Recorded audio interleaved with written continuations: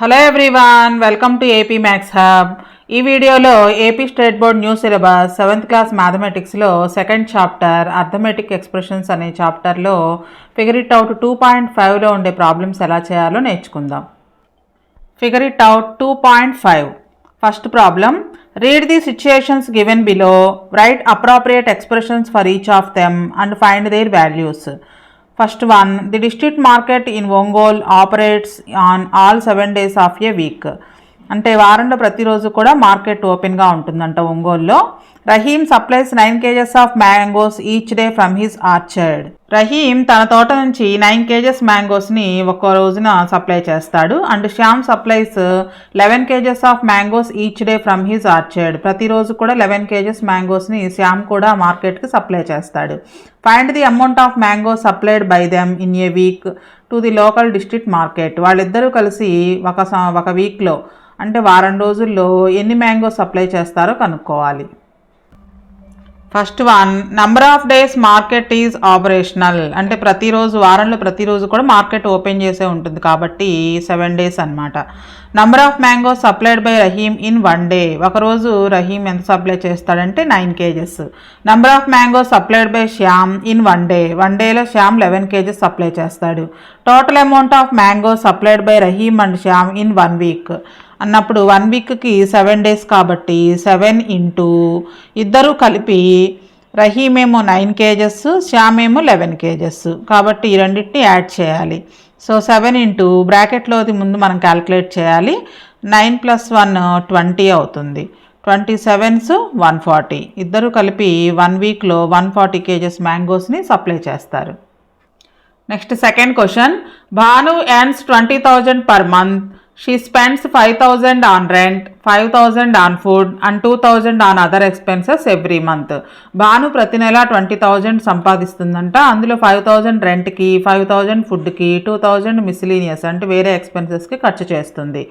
అంటే మిగిలినవి సేవింగ్స్ అనమాట. ఈ 5,000, ఈ 5,000, ఈ 2,000 పోను 20,000 మిగిలినవి savings. What is the amount Bhanu will save by the end of the year. సంవత్సరం చివరి వచ్చేటప్పటికి భాను ఎంత సేవ్ చేస్తుందో కనుక్కోవాలి.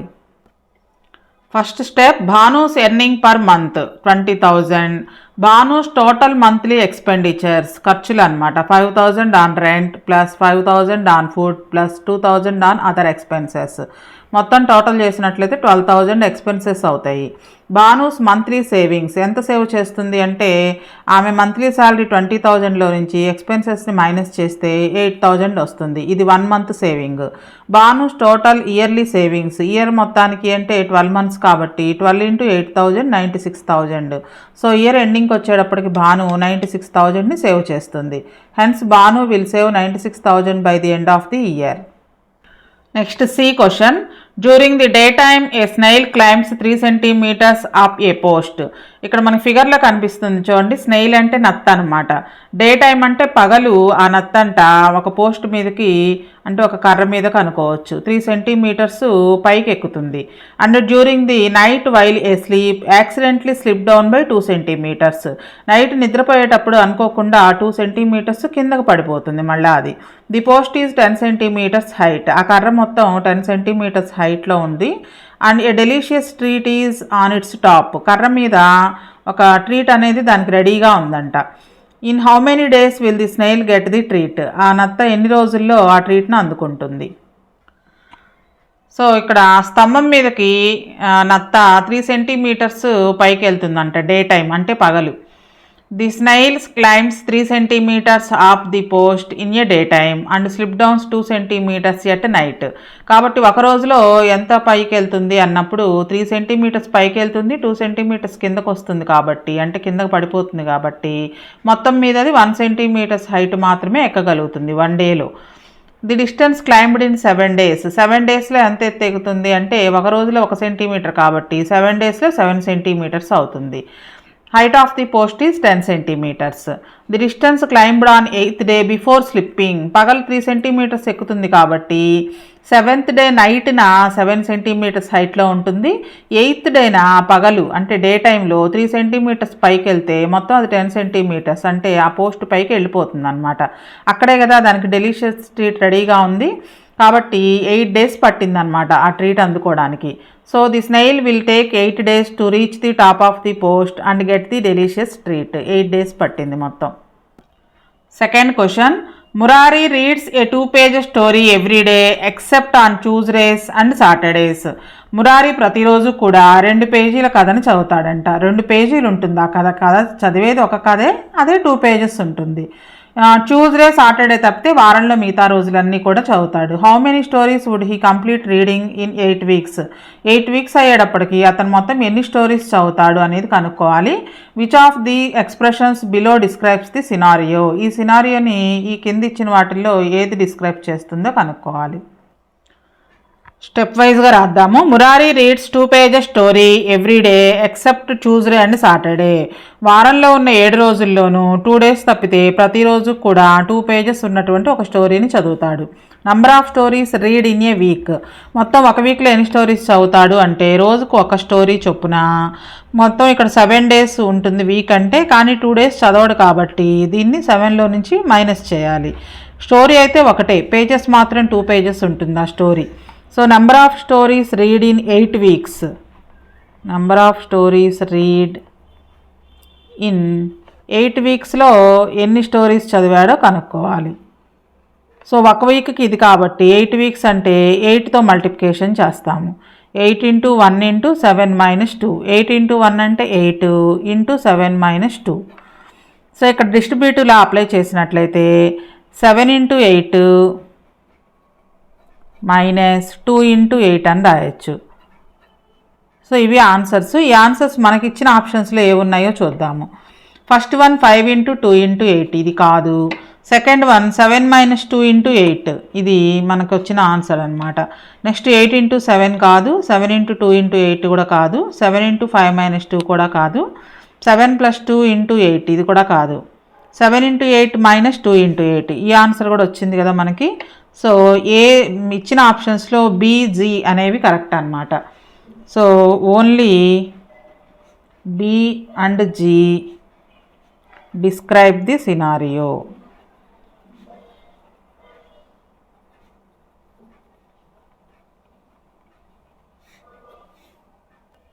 Next third question, find different ways of evaluating the following expressions. ఈ ఎక్స్ప్రెషన్స్ యొక్క వాల్యూని డిఫరెంట్ వేస్లో కనుక్కోవాలి.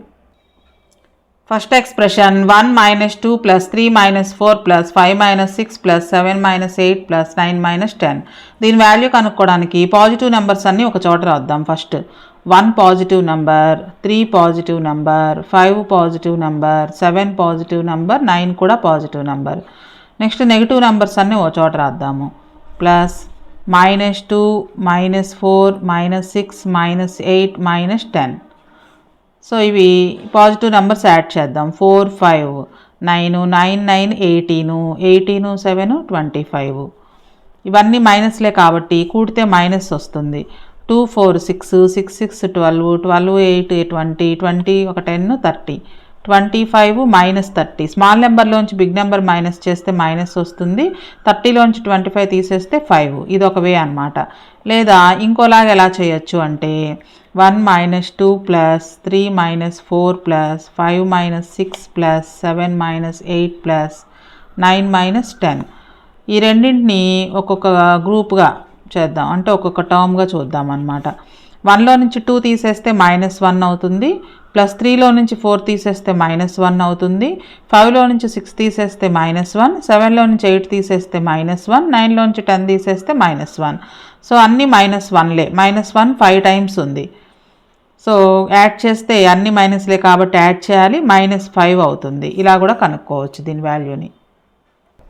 నెక్స్ట్ బి లెక్క, ఇందులోనే దీని వాల్యూ కనుక్కోవాలి. ఇక్కడ కూడా మనం గ్రూప్ చేద్దాం. 1 - 1 1 - 1 1 - 1 1 - 1 1 - 1. 1 - 1 value 0.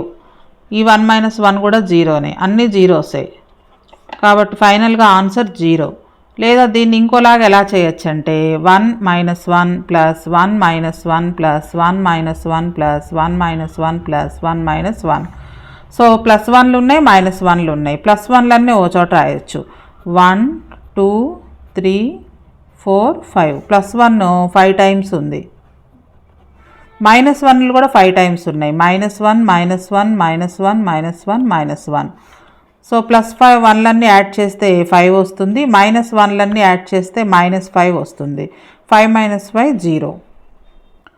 Fourth question, compare the following pairs of expressions using less than, greater than or equal to buy reasoning. అంటే వీటి వాల్యూస్ క్యాలిక్యులేట్ చేయకుండా రీజనింగ్ ద్వారా ఇందులో ఏది పెద్దది, ఏది చిన్నది లేదా ఏది సమానమో చెప్పాలన్నమాట. First one 49 - 7 + 8. ఇటు కూడా అదే ఉంది, 49 - 7 + 8. కాబట్టి ఈ రెండు ఈక్వల్ అవుతాయి. Next second one 83 × 42 - 18. 83 × 40 - 18. ఇక్కడ ఎటువంటి బ్రాకెట్స్ ఇవ్వలేదు.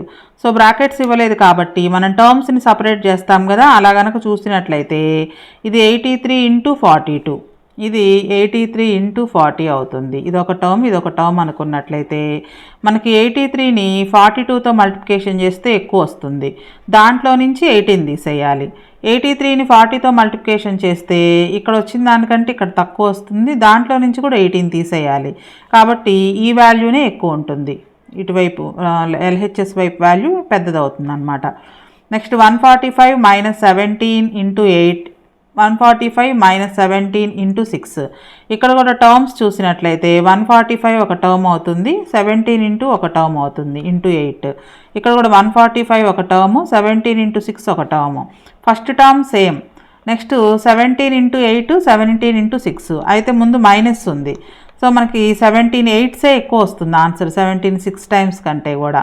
కాకపోతే మైనస్ ఉంది కాబట్టి మనకి ఇదే పెద్దది అవుతుంది అన్నమాట. నెగిటివ్ నెంబర్స్లో ఆపోజిట్గా ఆలోచించాలి కదా. Next D 23 × 48 - 35. 23 × 48 - 35. ఇక్కడ బ్రాకెట్ ఉంది, ఇక్కడ బ్రాకెట్ లేదు. టర్మ్స్ కనుక చూసినట్లయితే ఇక్కడ బ్రాకెట్ లేదు కాబట్టి 23 × 48 అనేది ఒక టర్ము, 35 అనేది ఒక టర్మ్ అనమాట. ఇక్కడ 48లో నుంచి 35 తీసేస్తే 13 వస్తుంది, 13 వస్తుంది. 23 × 13 ఇక్కడ 23నే 48తో మల్టిప్లికేషన్ చేస్తాం, అంటే 48 23 టైమ్స్ ఇక్కడ. నెక్స్ట్ ఇక్కడ 23 టైమ్స్ 13 ఇక్కడ, కాబట్టి ఇదే ఎక్కువ అవుతుంది, గ్రేటర్ దాన్. నెక్స్ట్ 16 - 11 × 12. ఇక్కడ డిస్ట్రిబ్యూటివ్ లాని అప్లై చేసినట్లయితే 16 × 12. నెక్స్ట్ మధ్యలో మైనస్ ఉంది, 11 × 12 -11 × 12. సో ఈ రెండు ఈక్వల్ అవుతాయి అన్నమాట. కాకపోతే స్వాపింగ్ అంటే ఇది ఇటు రాసినట్లయితే కరెక్ట్గా ఉంటుంది. ఎట్లా మార్చినా దీని వాల్యూ అయితే అదే వస్తుంది, కాబట్టి ఈ రెండు ఈక్వల్ అవుతాయి. నెక్స్ట్ 76 - 53 × 88. 88 × 53 - 76. రెండిట్లోనూ × 88 × 88 ఉంది కాబట్టి దీన్ని కంపేర్ చేద్దాం. 76లో నుంచి 53 తీసేస్తే మనకు పాజిటివ్ నెంబర్ వస్తుంది. 53లో నుంచి 76 తీసేస్తే నెగిటివ్ నెంబర్ వస్తుంది. నెగిటివ్ నెంబర్ని 88తో మల్టిప్లికేషన్ చేస్తే మళ్ళీ నెగిటివ్ నెంబరే వస్తుంది. సో ఇక్కడ పాజిటివ్ నెంబర్ని 88తో మల్టిప్లికేషన్ చేస్తే పాజిటివ్ నెంబర్ వస్తుంది కాబట్టి పాజిటివ్ నెంబరే పెద్దదవుతుంది, కాబట్టి గ్రేటర్ దాన్. 25 × 42 + 16. 25 × 43 + 15. రెండు వైపులా 25 ఉంది. బ్రాకెట్లో ఉన్న దాన్ని యాడ్ చేసినట్లయితే 58 అవుతుంది. ఇక్కడ కూడా బ్రాకెట్లో ఉన్న నంబర్స్ని యాడ్ చేస్తే ఇక్కడ కూడా 58 అవుతుంది, కాబట్టి రెండు కూడా ఈక్వల్ అవుతాయి అన్నమాట వాల్యూస్. నెక్స్ట్ 36 × 28 - 16. 35 × 27 - 15. బ్రాకెట్లో ఇక్కడ మనం తీసేసినట్లయితే అంటే సబ్ట్రాక్షన్ చేసినట్లయితే 12 వస్తుంది ఇక్కడ. అలానే ఇక్కడ కూడా 12 వస్తుంది. ఇక్కడ 12 × 36, ఇక్కడ 12 × 35. 36తో మల్టిప్లికేషన్ చేస్తేనే మనకి ఎక్కువ వాల్యూ వస్తుంది కాబట్టి ఇది గ్రేటర్ దాన్ అవుతుంది. Next fifth question, identify which of the following expressions are equal to the given expression without competition. మనకి ఇక్కడ ఒక ఎక్స్ప్రెషన్ ఇచ్చారు. ఈ ఎక్స్ప్రెషన్తో ఈ కింద ఇచ్చిన 4గిట్లో ఏది ఈక్వల్ అవుతుందో దీన్ని క్యాల్కులేట్ చేయకుండానే చెప్పాలి, without competition. You may rewrite the expressions using terms or removing brackets remove చేయడం వల్ల కానీ లేదా ఆ ఎక్స్ప్రెషన్ని మళ్ళీ రీరైట్ చేయడం ద్వారా కానీ చేయొచ్చు. There can be more than one expression which is equal to the given expression. ఈ 4గిట్లో ఒకటి కాకుండా ఒకటి కంటే ఎక్కువ ఎక్స్ప్రెషన్స్ కూడా గివెన్ ఎక్స్ప్రెషన్స్కి ఈక్వల్గా ఉండే అవకాశం ఉంది. మనకి ఇచ్చిన ఎక్స్ప్రెషను 83 - 37 - 12. సో మనకి ఇచ్చిన ఆప్షన్స్లో ఏమేమి ఉన్నాయో కంపేర్ చేద్దాం ఒకసారి. ఫస్ట్ టర్మ్ 83 ఉండాలి, ఇక్కడ 84 ఉంది, అంటే ఒకటి ఎక్కువ ఉంది +1. నెక్స్ట్ -37 ఉండాల్సింది -38 ఉంది, అంటే ఇక్కడ -1ని యాడ్ చేశారు. -37కి -1 యాడ్ చేస్తే -38 అవుతుంది. నెక్స్ట్ -12 ప్లేస్లో -12 ఉంది. సో ఇక్కడ ఒక టర్మ్లో ఒకటి ఎక్కువైంది, ఇంకో టర్మ్లో ఒకటి తగ్గింది అనమాట. ఈ రెండు బ్యాలెన్స్ చేస్తే మనకి +1 -1 క్యాన్సిల్ అయ్యి 0నే అవుతుంది కదా. కాబట్టి ఈ ఎక్స్ప్రెషన్ రెండు కూడా ఈక్వల్గానే ఉంటాయి. నెక్స్ట్ సెకండ్ వన్ చూద్దాము. 83 ఇక్కడ 84 ఉంది, అంటే +1 ఎక్కువ ఉంది. నెక్స్ట్ ఫస్ట్ బ్రాకెట్ ఓపెన్ చేసి చేద్దాము. 84 బ్రాకెట్కి ముందు మైనస్ ఉంది కాబట్టి ఈ రెండుకు మైనస్ వస్తుంది. +37 -37 అవుతుంది, +12 -12 అవుతుంది. ఇప్పుడు కంపేర్ చేద్దాం. ఫస్ట్ టర్మ్ 83 ఉంది, ఇక్కడ 84 ఉంది, అంటే ఒక +1 ఎక్కువ ఉంది. సెకండ్ టర్మ్ -37 ఉంది, ఇక్కడ కూడా -37, అంటే యాజ్ ఇట్ ఈజ్ 0. నెక్స్ట్ -12కి -12 ఉంది, దీనికి కూడా ఏం లేదు డిఫరెన్స్ 0, అంటే ఒకటి ఎక్కువ ఉందన్నమాట. కాబట్టి ఈ ఫస్ట్ ఎక్స్ప్రెషన్కి ఇచ్చిన ఎక్స్ప్రెషన్కి ఇది ఈక్వల్ కాదు. నెక్స్ట్ ఫోర్త్ వన్ 83 ప్లేస్లో 83 ఉంది, -37 ప్లేస్లో -38 ఉంది, అంటే -1ని యాడ్ చేశారు ఇక్కడ -37కి. -12 ప్లేస్లో -13 ఉంది, అంటే దీనికి కూడా -1 యాడ్ చేశారు, అంటే రిజల్ట్ ఎంత -2. అంటే మనకి దీనికి -2 తేడా ఉంది, కాబట్టి ఈ ఎక్స్ప్రెషన్ కూడా ఈక్వల్ కాదు. నెక్స్ట్ 83 ప్లేస్లో 83 ఉంది, +83. -37 ప్లేస్లో -37 ఉంది, -12 ప్లేస్లో -12 ఉంది. ఇక్కడ కూడా సేమ్ యాజ్ ఇట్ ఈజ్ ఈక్వల్గా ఉంది. సో మనకి ఇచ్చిన ఆప్షన్స్లో 1, 4 కూడా మనకి ఇచ్చినటువంటి ఫస్ట్ ఎక్స్ప్రెషన్కి ఈక్వల్గా ఉన్నాయి. So 1 and 4 are equal to the given expression.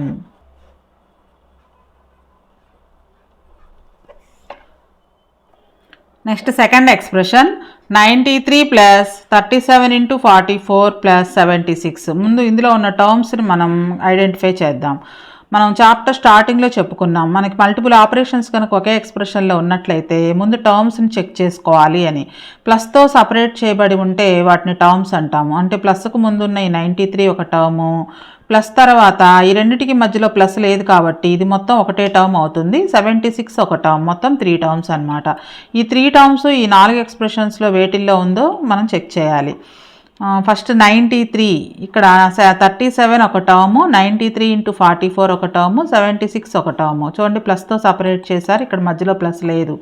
So ఇక్కడ 37 × 44 ఉండాలి, ఇక్కడ 93 × 44 ఉంది, కాబట్టి ఈ రెండు ఈక్వల్ కాదు ఇచ్చిన ఎక్స్ప్రెషన్ తోటి.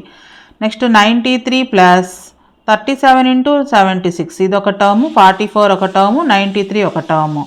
93కి 93 మ్యాచ్ అయింది. 37 × 44కి ఇక్కడ 37 × 76 ఉంది, కాబట్టి ఇది కూడా కాదనమాట, ఈ ఎక్స్ప్రెషన్ కూడా కాదు.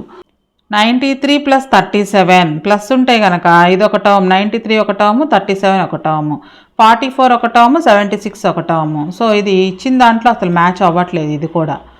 నెక్స్ట్ 37 × 44 మధ్యలో ప్లస్ లేదు కాబట్టి ఇది ఒక టర్ము, 93 ఒక టర్ము, 76 ఒక టర్మ్ అవుతుంది.